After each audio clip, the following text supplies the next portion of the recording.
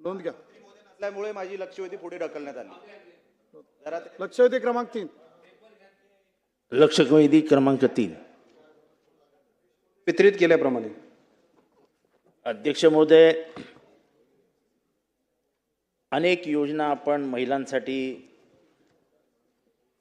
सक्षमीकरणासाठी आणतो आहोत, पण पुरोगामी महाराष्ट्रात या योजना कुठेतरी फसल्यासारख्या दिसत आहेत. महाराष्ट्रातल्या अनेक जिल्ह्यांमधला स्त्री जन्माचा दर, बालिकांचा दर हा कमी होत आहे. नाव वाढवता येईल का कुणाचं? किंबहुना अनेक ठिकाणी हे रॅकेट पकडलं गेलं आहे की गर्भलिंग चाचणी करून जर फिमेल फोटेस असेल तर ते पोटातच मारून टाकायचं. याच्यावरती फार गंभीर कारवाई होताना किंवा त्याची चाचणी होताना काही दिसत नाही.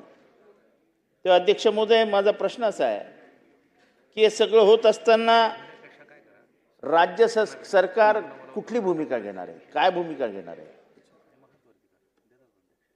जर हे दर असे कमी व्हायला लागले तर समाजामधली जी डिस्क्रिपन्सी आहे ती वाढत जाईल, भिन्नता वाढत जाईल आणि स्त्रियांचं ते पारंपरिक एक अवमूल्यन या समाजामध्ये करण्याची पद्धती आहे त्याला जोर पुरोगामी महाराष्ट्रामध्ये मिळतोय असं चित्र तयार होईल. त्यामुळे गेल्या काही वर्षामध्ये समोरच्या बाजूला तुमची सत्ता आल्यापासनं हा दर कमी होते, लक्षात घ्या. हे चांगलं नाही आहे. अरे असं कसं?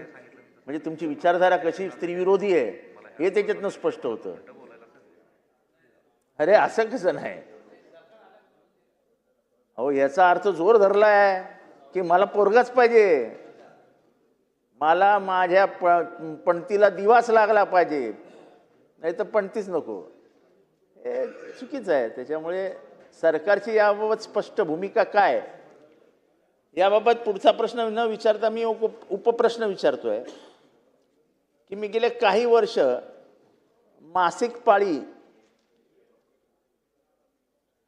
चालू असताना स्त्रियांना रजा द्या ही मागणी करतोय.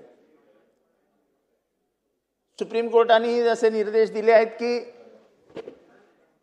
मासिक पाळीचा विचार करून स्त्रियांना तो जो त्रास होतो, हार्मोनल चेंजेस होत असतात, मूड स्विंग्स होत असतात, त्याच्यासाठी त्यांचा विचार करून त्यांना काम जिथे करतात तिथे सवलती देऊन त्यांचा त्याबाबत गांभीर्याने विचार व्हावा असं सुप्रीम कोर्टाच्या 4 न्यायाधीशांच्या खंडपीठाने सांगितलंय. तर पुरोगामी महाराष्ट्रामध्ये आपण हे सगळे म्हणजे पहिलं महिलांचं आरक्षण आपण आणलं, स्त्रियांना राजकारणात आपण आणलं, अहिल्याबाई होळकरांचं नाव आपण घेतो, जिजामातेचं नाव आपण घेतो. आपल्याकडे जेवढा स्त्री सक्षमीकरणाचा इतिहास आहे तेवढा भारतभरात कुठे नाही.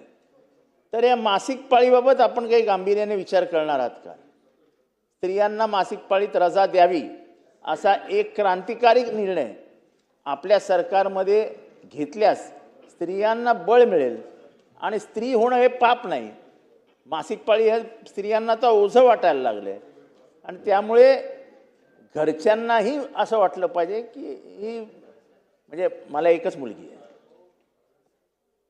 मला काही दिवा नाही आहे, आपल्याकडे पणतीच आहे, पण ती पणती पूर्ण महाराष्ट्रात प्रकाश देऊ शकते यावर माझा विश्वास आहे.